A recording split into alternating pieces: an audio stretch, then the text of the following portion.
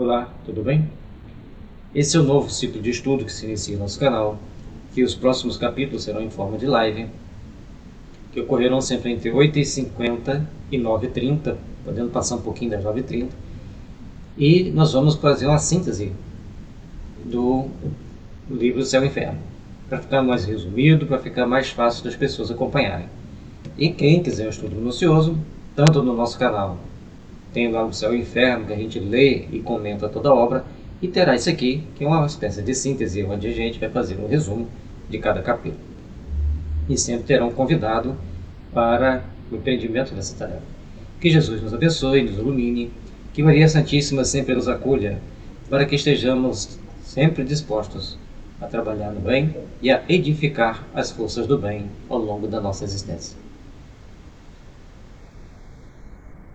O Céu e o Inferno, ou Justiça Divina segundo o Espiritismo.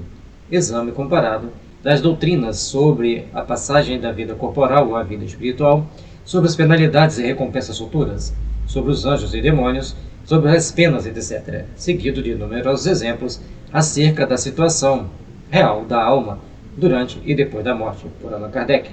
Por mim mesmo juro, disse o Senhor Deus, que não quero a morte do ímpio, senão que ele se converta, que deixe o mau caminho e que viva. Ezequiel, capítulo 3, versículo 11. E Kardec, então, ele estuda, faz um grande apanhado das teorias existentes sobre o céu e o inferno, e ele vê que as penas eram muito parecidas, mas os gozos nem tanto. E cada religião, então, eles colocavam ali um aspecto, colocavam uma visão daquilo que eles entendiam ou queriam passar sobre o céu e o inferno. Então, é interessante a gente fazer essa observação porque Kardec ele estava montando as obras básicas que serviriam de alicerce para o nosso entendimento da vida espiritual. Então, foi feito o Livro dos Espíritos, o Evangelho, o Livro dos Médiuns e o Céu e o Inferno e a Gênesis. E depois a gente colocou aqui como obras básicas, embora não seja tão considerado obras básicas, que são apenas 5, o que é o Espiritismo, que é muito importante para nós espíritas entendermos essa grandeza que é a doutrina espírita e como ser espírita. É por isso que o Kardec fala assim, leia o Livro dos Espíritos, depois leia o que é o Espiritismo. E a gente às vezes vai no seu livro, o Livro dos Espíritos, eu vou para o Evangelho, depois vou para o Livro dos Médiuns, eu vou para o Livro dos Médiuns, depois para o Evangelho. É o normal das pessoas é fazerem assim. Mas o mestre faz essa recomendação que é bom a gente observar. Nessa primeira parte, doutrina, capítulo 1, o porvir e o nada. Kardec, aqui no início desse capítulo, ele traz para a gente alguns questionamentos muito importantes. Vivemos, pensamos e operamos. Eis o que é positivo. E que morremos não é menos certo. Então você nasce, você trabalha a sua vida, você vai se aperfeiçoando e chega um momento, chega o final, você tem que partir. E agora? Então, todos nós vamos deixar a Terra para sempre? Tem vida após a morte? Tem alguma coisa que dá continuidade? Estaremos melhor ou pior? Existiremos ou não? Ser ou não ser, tal alternativa. Para sempre ou para nunca mais? Ou tudo ou nada? Vivemos eternamente ou tudo aniquilará de vez? É uma tese essa que se impõe. São questionamentos que todos nós fazemos. A todo momento estamos questionando como estamos agindo, como estamos interagindo e como estamos vivenciando o sentimento de amor, o sentimento de paz, ou também os nossos sentimentos de ódio, de agressão. E qual a repercussão de tudo isso sobre a nossa existência? Isso é um ponto importante que nós temos que observar, que nós temos que reavaliar dentro do nosso caminho evolutivo. E Kardec, então, ampliando seus conceitos ou fazendo suas observações muito interessantes, ele traz que todos nós experimentamos a necessidade de viver, ter nossos prazeres aqui na Terra e, ao longo da nossa existência, a gente vai envelhecendo e chega aquele dia. E ele diz uma coisa muito interessante.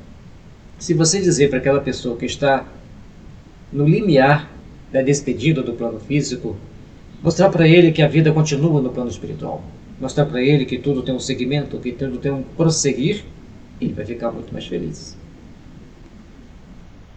Então nós temos que procurar entender que nós aspiramos por uma felicidade, mas um sopro daqueles momentos fatais pode aniquilar tudo. Então nós temos que ter o melhor dimensionamento, o melhor entendimento daquilo que esperamos, daquilo que buscamos para a nossa existência, para nosso vivenciar espiritual. E aí vem aquele momento. Existe algo mais desesperador do que a destruição absoluta de si? Alguém, por exemplo, um cantor famoso morre. Ele conquistou muitos corações com a sua música, com as suas mensagens, que normalmente vão colocar alguém que passava mensagem de paz. Teve oportunidade de estudar, adquirir muitos conhecimentos, procurou se aprimorar, aí morreu, acabou tudo. Eis a questão. Então, se nós estivermos achando que aquele momento foi o fatal e tudo se terminou, nós estaremos perdendo a parte mais importante, que é o nosso devotamento à causa do progresso. Por que nós queremos o progresso? A falta dessa compreensão da continuidade da vida pode levar muitas pessoas a ações destrutivas sobre o planeta. Por isso, a importância da gente procurar passar esses sentimentos, passar esses pensamentos uns para os outros, para que todos possam então buscar o seu aprimoramento, o seu aperfeiçoamento e crescer dentro de todo o aproveitamento, desse aperfeiçoamento que nós temos que ter, para que exatamente possamos entender que é isso que nos diferencia dos brutos, daqueles espíritos que estão embrutecidos, apegados apenas às coisas materiais. Pela crença iolada, o homem concentra todos os seus pensamentos forçosamente na vida presente. E a gente tem que fazer essa reflexão muito profundamente. Qual o nosso objetivo de estarmos aqui? Qual a causa de estarmos aqui? Qual a nossa proposta? Então, logicamente que se nós tivéssemos a preocupação apenas com o presente, se não parássemos para pensar que existe a possibilidade de existir uma vida futura, porque aqui nós estamos no campo das possibilidades, o que seríamos de nós? Como nós agiríamos no nosso dia a dia? Que tipo de atitude nós estaríamos tomando? Como nós agiríamos com relação ao nosso próximo? Então, a preocupação exclusiva com o presente conduz o homem a pensar em si mesmo e dá preferência a tudo aquilo que lhe trata o egoísmo, tudo aquilo que lhe traz de mais complicado dentro da sua personalidade espiritual. E se nós não procuramos entender que temos a vida no espiritual, que temos uma vida que dá continuidade no plano espiritual, e ainda tem um agravante que voltar para a Terra em quais condições?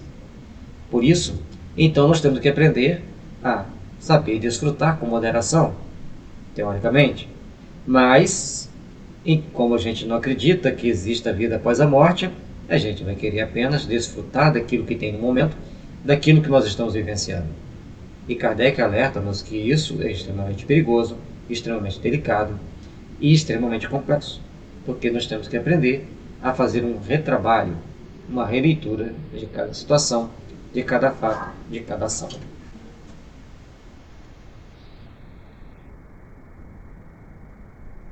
E a consequência dessa sociedade, apenas pensando nas coisas materiais, é querer desfrutar os prazeres das coisas momentâneas, a qualquer modo, a qualquer custo. E aí, a felicidade passa a ser vista como algo a ser conquistado, ou que foi conquistado pelos mais astutos, por aquelas pessoas mais... esperto não seria a palavra, né? Aquelas pessoas mais invigilantes com relação aos princípios psíquicos da vida, os princípios espirituais da vida, eles que se dariam bem, aquelas pessoas astutas e invigilantes. Mas o Kardec lembra que para nós demonstrarmos a nossa evolução, nós temos que ter respeito humano, respeitarmos uns aos outros. E aí as leis humanas não conseguem restringir tudo, não conseguem punir os incautos. E aí sobram as leis divinas para os conter. Mas a partir do momento que você não acredita nas leis divinas, o que é que vai te conter? O que é que vai fazer com que você assuma suas responsabilidades pessoais? Então, esse conjunto de ideias que o Kardec mostra para nós que a religião é fundamental para nos dar limites.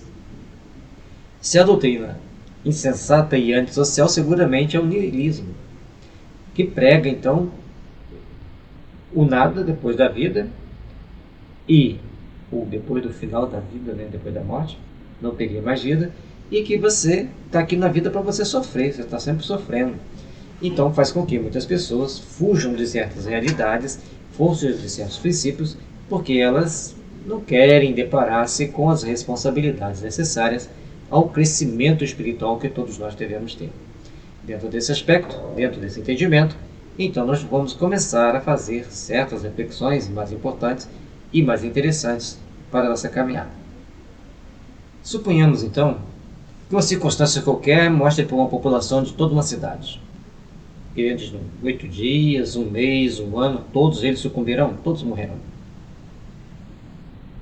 O que é que eles vão fazer se eles acreditam apenas nas coisas materiais? Sabendo que todos aqueles indivíduos estarão colocando fim às suas vidas? Então é importante que a gente comece a pensar sobre essas possibilidades, sobre essas condições, para que a gente possa agir e interagir melhor uns com os outros. Vejamos.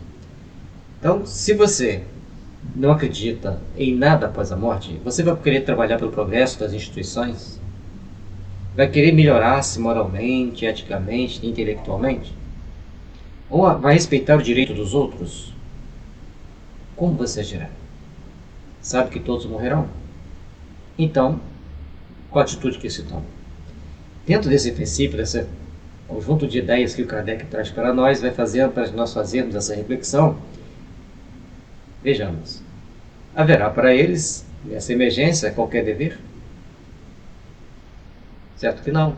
Pois bem, o que não dá coletivamente a doutrina do niilismo realiza todos os dias, isoladamente e individualmente.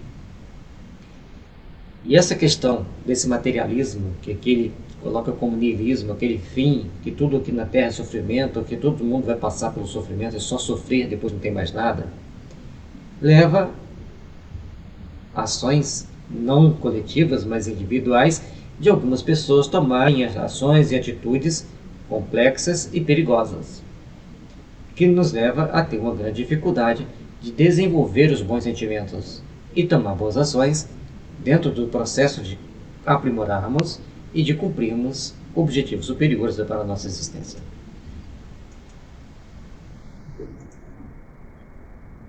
Aí, certamente que nesse momento as consequências são as mais desastrosas, porque todo mundo vai querer, em primeiro lugar, desfrutar das coisas materiais, desfrutar daquilo que ele acha verdadeiramente útil, que ele acha verdadeiramente bom. Somente desenvolvendo os bons sentimentos, os bons ideais, é que nós vamos começar a trabalhar, a empreender a nossa caminhada para estarmos nos aperfeiçoando, estarmos nos melhorando. Então, a gente tem que procurar entender que a força material daquele momento é que predomina. Então, as pessoas vão tentar agir muito mais pelo instinto do que pelo sentimento. Porque tudo naquele momento está fadado a chegar a um fim trágico, que depois não vai existir nada para frente, nenhuma esperança, nenhuma recompensa, nenhum mal-estar, mas também nenhum bem-estar. Então isso vai fazendo com que nós tenhamos que parar para fazer reflexões, tenhamos que parar para procurar entender como devemos agir, como devemos empreender e implementar a nossa jornada evolutiva, a nossa jornada para Deus.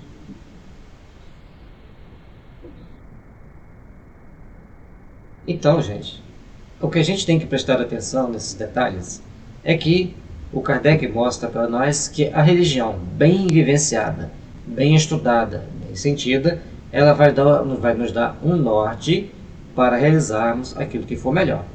Se nós não soubermos colocar em prática esses ensinamentos, não soubermos vivenciar esses ensinamentos, então nós começamos a criar problemas, dores e sofrimentos.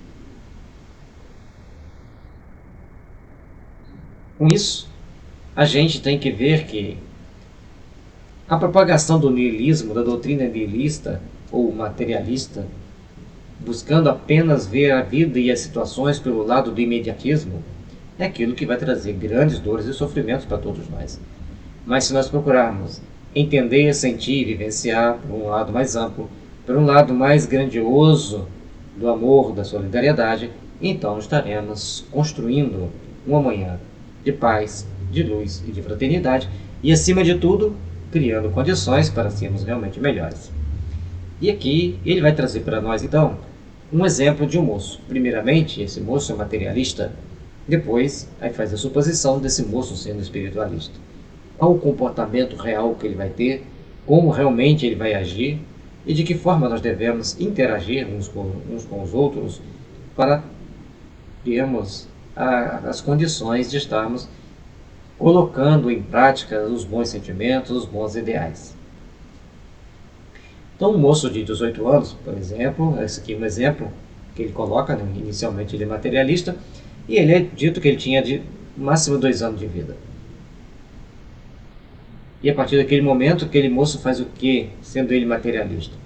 A tendência natural é abandonar os estudos, deixar de respeitar os pais, tomar uma série de atitudes que lhe colocam em perigo, porque a vida, por mais desregrada que seja, vai terminar daqui a 2 anos. No máximo 2 anos. Então ele quer aproveitar tudo. Ele já sabe que ele não tem mais esperança, não tem mais fim. Ele vai tomar uma série de atitudes que vai lhe prejudicar espiritualmente, mas ele não pensa sobre isso. Ele não entende sobre isso. E por outro lado, então, ele vai querer sempre ficar buscando os prazeres que lhe tiveram alcance, aquele que ele der conta. Porque isso é uma consequência natural do niilismo, daquelas situações adversas que aparecem ao longo da nossa existência. Agora, olhando para o outro lado da moeda, o jovem espírita, sendo ele espírita, como que ele vai agir? Ou como pressupõe-se que vai agir? De todo jeito, está se pressupondo. Ele vai ter que saber que a morte está perto. A partir daquele momento, ele vai ter que fazer algumas reflexões, porque ele sabe que seu espírito continuará vivendo. Ele sabe que seu espírito continuará seguindo a vida após a morte. Então, dentro disso, ele vai ter que tomar algumas atitudes para fazer o melhor desta vida. E o melhor que repercuta bem no plano espiritual. Então ele vai querer saber o que ele ganhou espiritualmente fazendo, como que ele vai se adiantar espiritualmente, quais imperfeições ele ainda tem que se corrigir para ele alcançar a verdadeira felicidade no plano espiritual. Então a visão que Kardec tinha para nós, ou passa para a gente aqui, é que nós temos que fazer algumas observações importantes na nossa caminhada para nos aprimorarmos. E aí ele coloca que a felicidade depende da utilidade ou inutilidade da presente existência. Então, se eu vou estar sendo útil aos outros aqui, eu desencarno e chego no plano espiritual melhor. Se eu estou tomando atitudes que prejudicam os outros, como no primeiro exemplo, eu vou chegar no plano espiritual numa situação pior. Então, essa pessoa com conhecimento espírita, que busca vivenciar a sua espiritualidade, ele vai tomar atitudes, vai dentro de um padrão que não prejudique as demais pessoas.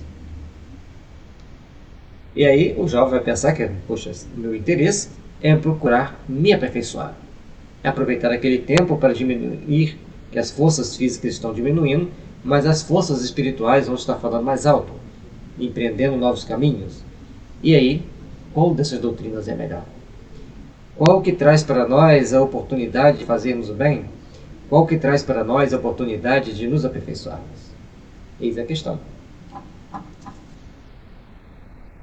Por isso, é aquilo que verdadeiramente vai assolar nossos corações, que vai envolver nossa alma, é preciso, então, criar atitudes que seja forçosamente nos encaminhe para a nossa iluminação espiritual, para o nosso aprendizado, para o nosso aperfeiçoamento. Por isso que todos nós temos que fazer esse trabalho de aperfeiçoamento, de melhoria. E o Kardec, logicamente, é que ele vai direcionar sutilmente para as religiões. Se o niilismo cria tantos problemas para a sociedade, se essa negação da vida espiritual, se essa negação do mundo espiritual, da vida após a morte, da reencarnação principalmente, ela traz grandes prejuízos para a sociedade, porque as pessoas não param para pensar nas suas responsabilidades pessoais, mas também traz alguns problemas para quem?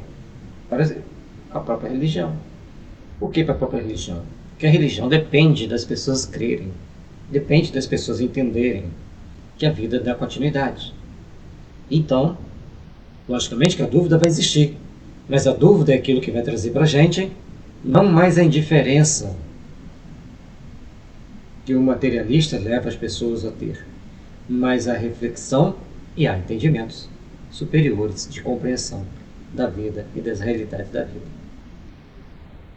Portanto, a religião não pode estar impotente diante da incredulidade.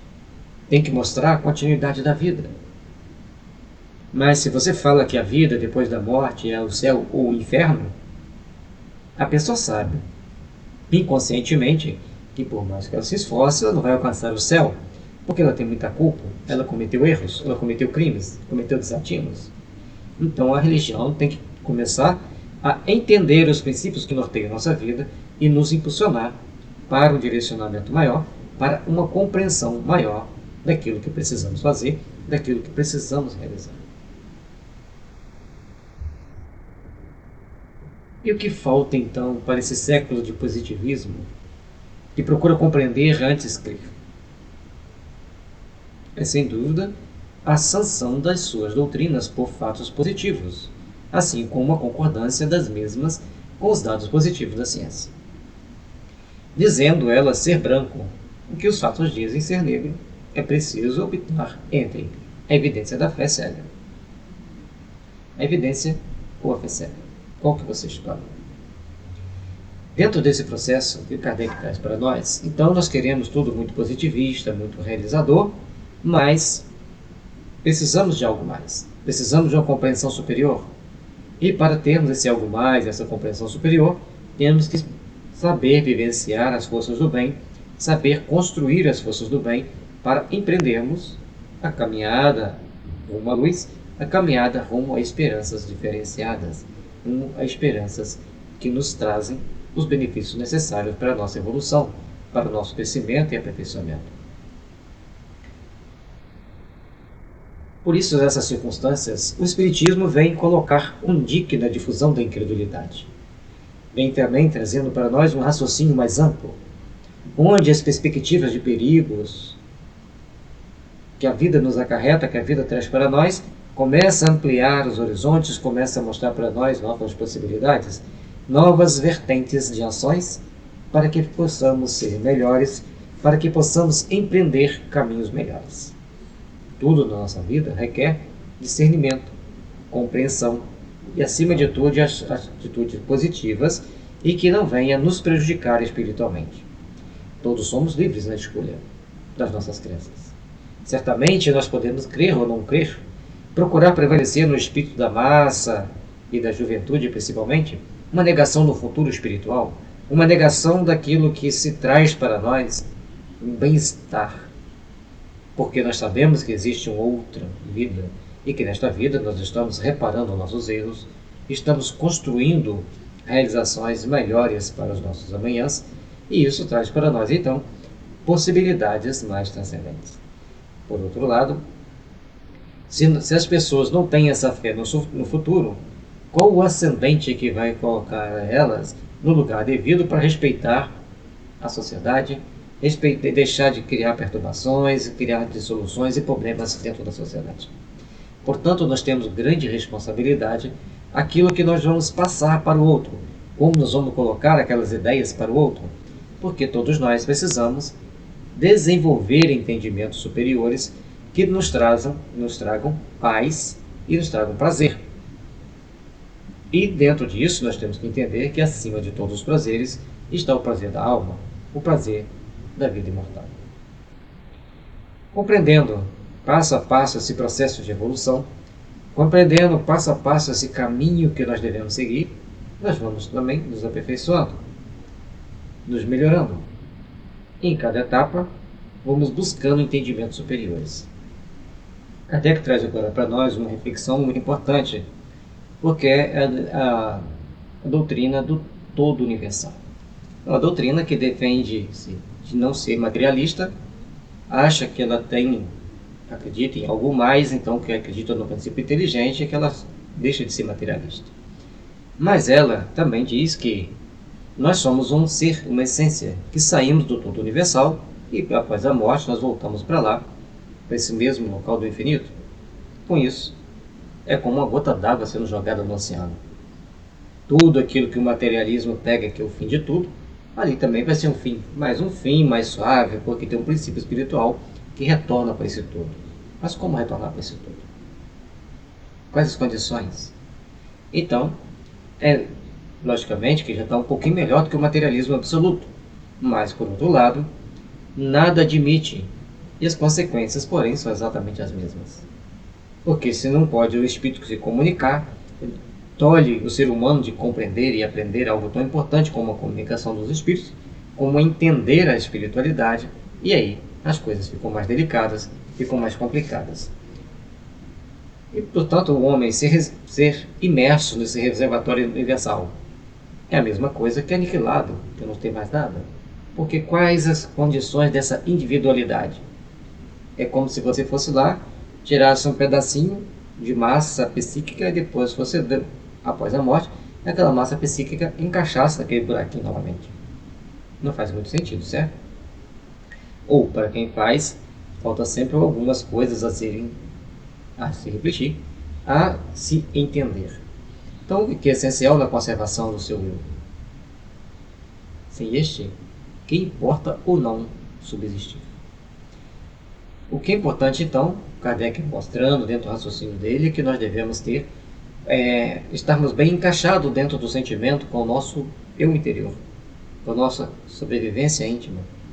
Mas perante os demais, perante os outros, cada um de nós se perder num todo do infinito, e as nossas amizades, nossos pais, filhos, amigos, companheiros de luta, nunca mais se verão, pelo mesmo princípio. Estão lá saudados nesse todo universal, que também a pessoa não sabe explicar como é. Qual a diferença dessa condição do todo universal para o materialismo? Muito pouco, claro. Pode-se, além disso, dizer esta objeção: todas as gotas d'água tomadas ao oceano se assemelham e possuem idênticas propriedades. Mas nós, seres humanos, temos características parecidas, mas não somos iguais.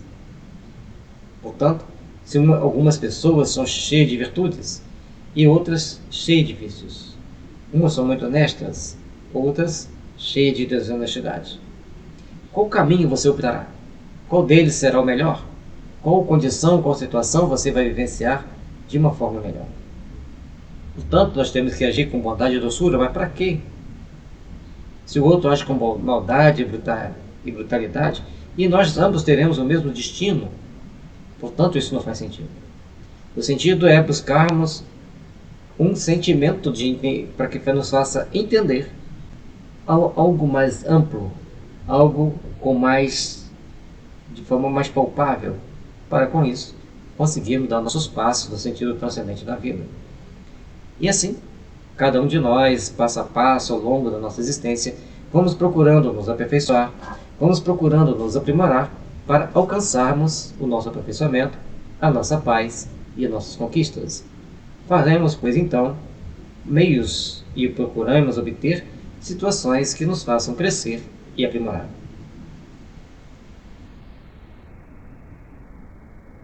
Sendo ao ser saído do todo universal, onde estão as qualidades? Que um tem para o bem e o outro tem para o mal. Que ambos são qualidades, embora o defeito é alguma coisa que ele possui intimamente. Uns estão lá procurando fazer o bem e outros estão procurando fazer o mal. Esse descompensar da balança é que nós temos que procurar, então, entender e redimensionar a nossa existência, a nossa caminhada.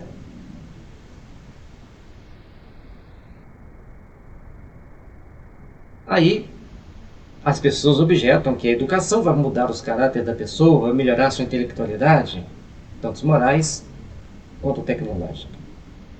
Mas ocorre uma outra dificuldade aí. Quem dá a educação para fazê-lo progredir? E por que progrediu? Se não tem continuidade, você sai sempre daquele mesmo local e volta para aquele mesmo local. Embora a gente vai vendo que a humanidade também tem certa dificuldade de evoluir, certa dificuldade de progredir, de aperfeiçoar, mas isso faz parte do momento que nós estamos vivendo. Mas em compensação, existe aquelas pessoas que vão transcendendo com tanta facilidade, superando etapas a etapas. Sendo assim, tem que ter uma coisa diferente entre elas. Saindo do todo universal, aí teria quem que designou para um ser burrinho e outro ser inteligente. Existe uma lei, então, que rege tudo isso, mas qual será?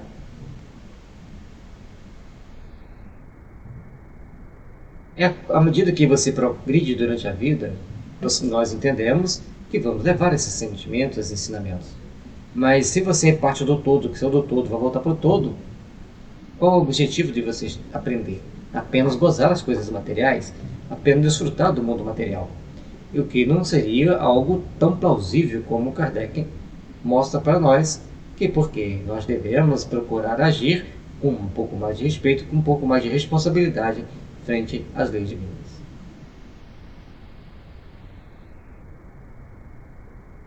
E aí, um ponto para a gente refletir. Por que as pessoas são intensamente boas, enquanto outras são ignorantes e perversas? Nessa reflexão, nós vamos ter que procurar encontrar meios de nos aperfeiçoar e de nos melhorarmos para alcançarmos a plenitude do nosso ser, para alcançarmos a plenitude da eternidade. Nessa doutrina, a fonte universal da inteligência que abastece as almas humanas é independente da divindade. Não é precisamente o panteísmo. Então, a questão do todo universal diferencia do panteísmo, porque acha que o todo universal sai um pedacinho lá de algum lugar do universo e depois esse pedacinho volta para lá. Muda muito pouco em relação ao materialismo, mas é um pouquinho melhor. Agora, com relação ao panteísmo, as coisas ficam um pouco mais diferenciadas. O panteísmo considera o princípio universal de vida e de inteligência como constituindo a divindade. E assim Deus vai estar concomitantemente envolvendo toda a matéria. Da mesma forma, tudo que compõe a natureza está imerso em Deus. Aliás, ainda seria legal, né? Mas Deus está em tudo que compõe a natureza.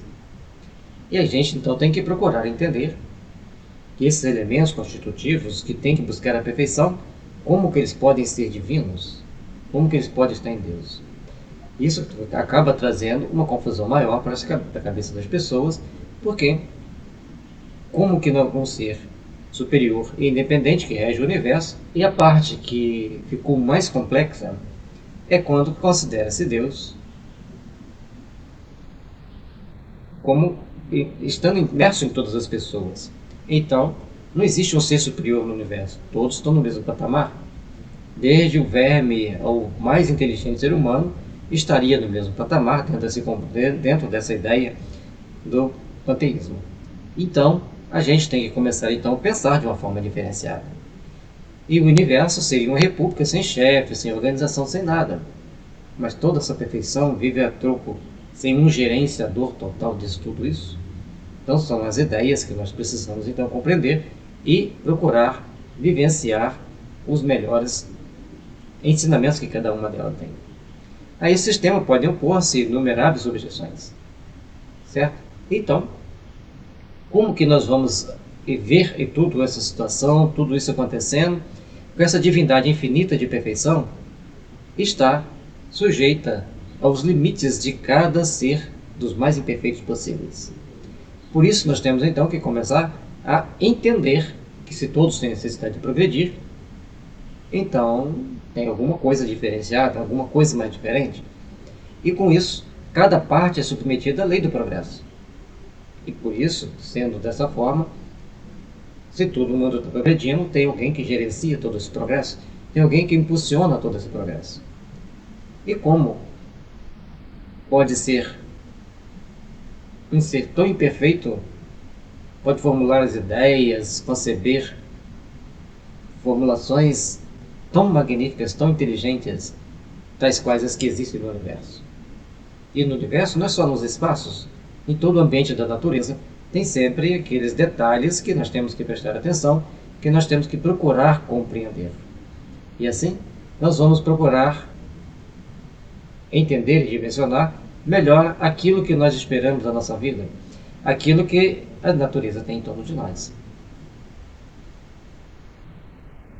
Se existe a natureza cheia de detalhes, cheia de perfeição, quem foi que criou, quem foi que gerencia? Então a teoria não pode ser aceita como verdade absoluta. Agora, ela pode ter sido transmitida de uma forma equivocada, porque muitas das vezes a gente, principalmente os budistas e os hinduístas, tentam nos explicar que dentro de cada ser humano tem uma centelha divina. E aí a consciência é essa centelha divina que está dentro da consciência. Então, nós podemos começar a ampliar nossos conceitos, nossas percepções e entendimento para visualizarmos algo mais, para visualizarmos aquilo que precisamos conceber como realidade transcendente da vida. E aí vem um outro aspecto. Sob o ponto de vista moral, as consequências são igualmente lógicas. Porque se as almas não são individualizadas, vão sair e voltar para um todo universal, ou seja, Deus está impresso em todas elas, e Deus faz parte de todas elas, e todas elas se sentem como Deus, então todas as ações que acontecem no mundo estão dentro dos mesmos princípios, dentro das mesmas possibilidades. Não vai existir então a concepção do bem e do mal, e nem de perfeição, e nem de progredir. Deus deixaria de ter uma vontade única composto de miríades, e seria então composto dessas miríades das mais extravagantes, das mais diversas. É por isso, então, que nós temos que começar a repensar a forma com que nós lidamos com esse entendimento. E por isso, a divindade não pode deixar de ser dominada por um poder superior. Senão deixa de ser divindade, passa a ser igual a todos. E assim, não vai ter responsabilidade nem dos bons nem dos maus, porque não tem uma lei que regula, não tem uma lei que faz com que as pessoas pratiquem o bem para serem recompensadas ou o mal para ter que recomeçar novamente a nova etapa. São etapas de aprendizado, são etapas de aperfeiçoamento que todos nós devemos procurar, então, compreender dentro desse processo de evolução, dentro desse processo de crescimento espiritual e de aperfeiçoamento. Um outro detalhe importante que nós temos que observar é que começa, então, a gente a perceber que dentro do niilismo, do todo universal e do panteísmo, são três ideias que praticamente são a mesma coisa ou mudam muito pouca coisa uma em relação à outra, deixando para nós uma nova perspectiva, uma nova possibilidade de repensarmos a nossa existência. E com isso, então, o que nós devemos procurar pensar ou compreender? Se essas não satisfazem as aspirações da razão humana, o que nós devemos procurar fazer? Qual questão que nós temos que buscar? Que a alma tem sua individualidade antes de nascer e depois de remorrer. Então, antes de renascer e depois de remorrer. Por que remorrer? Porque nós já morremos várias vezes e vamos morrer mais uma. Então temos que, assim como já reencarnamos várias vezes, e vamos reencarnar mais, até atingirmos a perfeição. Essa seria a ideia mais lógica. Portanto, essa crença traz uma legitimidade e começa a mostrar para nós que nós temos uma responsabilidade e temos que agir com mais legitimidade em prol do bem-estar nosso e de aqueles que estão em torno de nós. Bom, é uma lógica que mostra que as almas são individuais, que tem consequências sobre os atos de cada uma, e que Deus, sendo perfeito, Ele gerencia para que todos estejam no grau de adiantamento, de perfeição, e estar também, cada um de nós, alocado onde precisamos estar alocado, dentro de um princípio, dentro de um conjunto de ações, para alcançarmos um bem-estar melhor de elevação espiritual.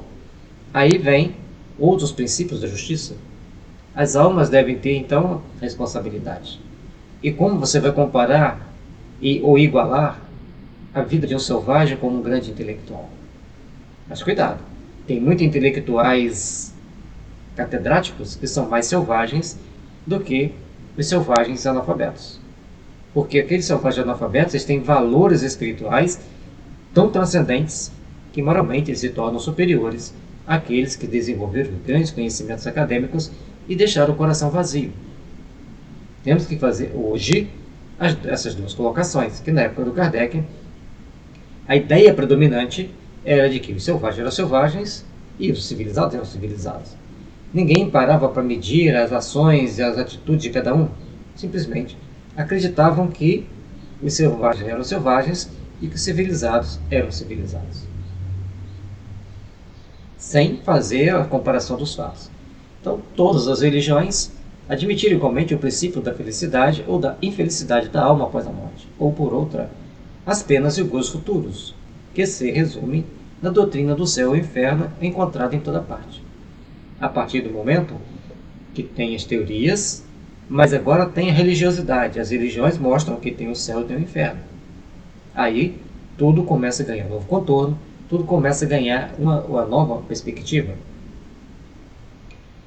E o que elas dizem são um pouquinho diferentes na essência, mas a natureza tem princípios bem semelhantes, bem parecidos umas com as outras.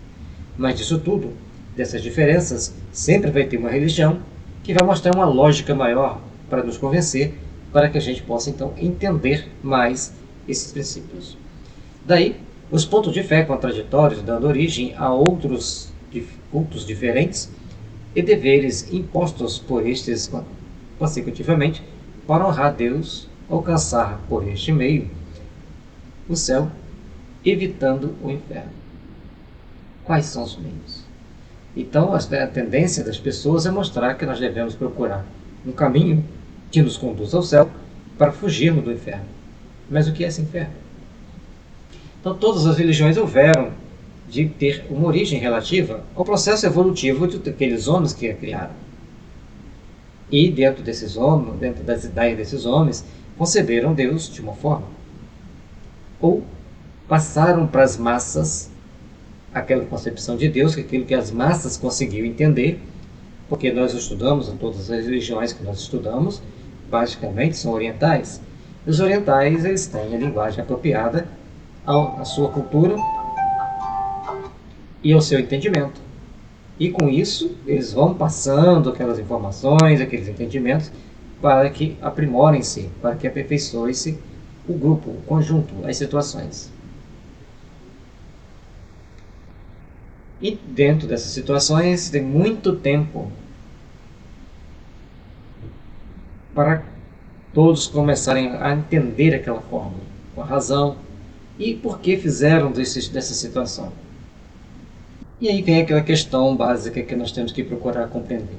Se a religião apropriada em começo com os acontecimentos limitados do homem tivesse acompanhado sempre o movimento progressivo do espírito humano, não haveria incrédulos, porque está na própria natureza do homem a necessidade de crer, e ele crer desde que lhe dê o pábulo espiritual de harmonia com as suas necessidades espirituais. Olha que interessante. Então, a religião tinha que fazer um trabalho progressista, tinha que estar sempre progredindo, para que todos ali naquele momento pudessem entender e compreender os fatos, tais como eram, tais como precisavam de ser. Mas as pessoas têm sempre aquela dificuldade de compreender, de aceitar e de vivenciar os ensinamentos divinos. Então, eles queriam sempre mais informação, mas aqueles que estavam liderando, muito provavelmente, não conseguiram levá-los explicações necessárias que fizesse essa elevação do nível de entendimento, do nível de conceito da divindade, do nível de conceito da justiça divina, como até hoje tem muitas pessoas que não conseguem fazer isso. E assim foi aumentando o número de incrédulos. E Kardec coloca então que o homem está sempre ávido por aprender mais. Ele quer saber de onde veio, para onde ele vai, quais o motivo do sofrimento aqui, quais o motivo da felicidade aqui na Terra. Então ele quer tudo isso comparado com a ciência. Mas a ciência começa a contestar e rejeitar. Até onde? Até onde nós podemos chegar e qual a utilidade da razão contestada? E ele tudo começa então a rejeitar para um lado, porque o materialismo não traz o necessário. O panteísmo e o todo universal não se encaixam no raciocínio conforme deveria. Cria-se, pelo contrário, muito mais um vácuo. Então, a razão tenta raciocinar, e é melhor para raciocinar sobre alguma coisa falsa do que não pensar absolutamente nada. O homem tem sempre tentando refletir e raciocinar sobre os fatos. Esse momento de reflexão é importante para o seu crescimento, para o seu aprimoramento e para, com isso, fazer a sua ascensão espiritual. E aí, o Kardec traz uma sugestão importante, que devemos apresentar às pessoas um condicionamento, alguma coisa que seja mais lógico, que lhe traga mais princípios para o seu processo evolutivo, mais entendimento para a vida. E assim, todos nós vamos começar a dar os passos necessários para a nossa evolução. Portanto, o materialismo não vai nos levar a lugar nenhum, o panteísmo muito menos, o todo universal não vai nos trazer, vai criar mais um vácuo do que um bem-estar. E nosso fórum íntimo quer acreditar no melhor, que é uma crença que nos traga novos horizontes, novos ideais, que possam resplandecer ao longo da nossa vida, conduzindo-nos a instâncias de refazimento. Porém, se você não apresentar algo melhor para essas pessoas, como que eles vão pensar num futuro mais lógico, mais digno, onde estará cheio de grandeza? A justiça infinita, cheia de bondade de Deus, passa a ser vista pelas faltas e iniquidades humanas, o que faz uma grande diferença. Porque à medida que a gente vai repudiando as ideias menos palpáveis do ponto de vista do entendimento superior para nós, e sim que tem pessoas que se contentam com o panteísmo, se contentam com o materialismo, se contentam com o niilismo, se contentam com todo o universal, tudo bem. Mas tem aqueles que questionam, tem aqueles que querem pensar, tem aqueles que querem saber como é a vida depois da morte. E para isso nós devemos levar o nosso esclarecimento para que a nossa crença se multiplique, para que então, a partir desse momento, todos consigam empreender um melhor entendimento e um melhor caminhar. É de extrema importância para nós sabermos construir e edificar essas forças do bem, essas forças da luz. E o Espiritismo dá coisas melhor, porque ele traz para nós um acolhimento. E dentro desse acolhimento pressupõe que tudo que nos atormenta, que nos dá dúvida, não encontram, nem nas crenças, nem nas filosofias vulgares, o que procuram. Então, o Espiritismo vem trazer para nós aquilo que as pessoas estão procurando. Aquele entendimento diferenciado, que somente o preconceito pode tolher a capacidade de entender, de raciocinar sobre os fatos, sobre os assuntos. E com isso, as pessoas perdem certos horizontes importantes para o aperfeiçoamento, para a melhoria. É então necessário e importante que aprendamos a caminhar dentro do entendimento superior, dentro das nossas possibilidades transcendentais, devemos procurar sempre encontrar meios de nos fazermos melhores e de nos aprimorarmos para encontrarmos a paz verdadeira em nosso coração. E assim, o Espiritismo traz uma lógica para o raciocínio, para a sanção dos fatos, porque ele estudou, ele comprovou e é inútil combater o Espiritismo, porque ele tem a teoria, tem a filosofia e os fatos para comprovar. Compete-nos estudar, pesquisar, meditar a respeito do assunto. E para concluir o capítulo, então nós vamos ver que instintivamente o homem tem uma crença no futuro. E cada um possui uma definição baseada nos seus conteúdos transcendentes, naquilo que ele traz em si, aquele que ele imagina, aquele que fantasia. E tudo isso vai se organizando, vai originando em diversidade de crenças das mais variadas. E nós precisamos respeitá-las, é claro. A doutrina espírita, sobretudo, sobre esse aspecto, dá um futuro para nós.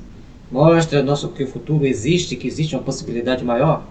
Mostra que o futuro existe e com ele temos um engrandecimento das nossas ideias, do nosso saber e das nossas possibilidades. Precisamos assim, então, começar a redimensionar esse futuro, reentender esse futuro por um novo prisma, por uma nova lógica. Dentro desse princípio, nós devemos procurar meios de entender cada vez mais aqueles fatos mais materialistas, os mais espiritualistas, e todas as divergências e todas as flutuações que existem nas mais variadas graduações do entendimento e das crenças, a força das coisas, do entendimento, do estudo, e com a reencarnação de espíritos sempre mais preparados para o entendimento superior, as bases vão se ampliando. As pessoas passam a ter a certeza de que existe algo mais e as hipóteses então começam a ser aclaradas. A partir daí, começa-se um processo, um caminho, feito com todas as situações que vai levar à sorte futura das almas, de um entendimento superior, para que nós entendamos, primeiramente, os diversos cultos, começar a entender entre si, para, passo a passo, ao longo de grande imensidade de tempo, trazer para cada um de nós possibilidades que nos dê, então, o princípio básico da tolerância religiosa, do respeitarmos-nos mutuamente. E isso aí será um passo bem largo para mais tarde termos uma completa fusão de todas as religiões. Que bom seria que todos nós começássemos a entender que todas as religiões são importantes, todas elas são boas, cada uma tem seu ponto falho, e todas, unidas no ideal de procurar somar, vão criar para si os grandes beneméritos para a existência futura, construindo assim a verdadeira paz que nós devemos empreender, a luz que nós devemos procurar fazer valer em nossas almas, e com isso crescermos e amplificarmos o nosso entendimento das leis divinas, para que todos nós, agindo com responsabilidade e respeito, sejamos mais felizes já aqui na Terra, construindo a edificação do bem, construindo os trabalhos santificantes e edificantes das luzes do bem em nosso coração. Paz e luz, que as bênçãos de Jesus estejam sempre nos envolvendo, sempre nos fortalecendo. E que o Senhor da vida, Senhor das luzes misericordiosas, esteja fortalecendo e envolvendo nossos corações para as grandes realizações do amanhã. Trabalhemos, pois, por fazermos-nos melhores para edificarmos as forças do bem em nossos corações.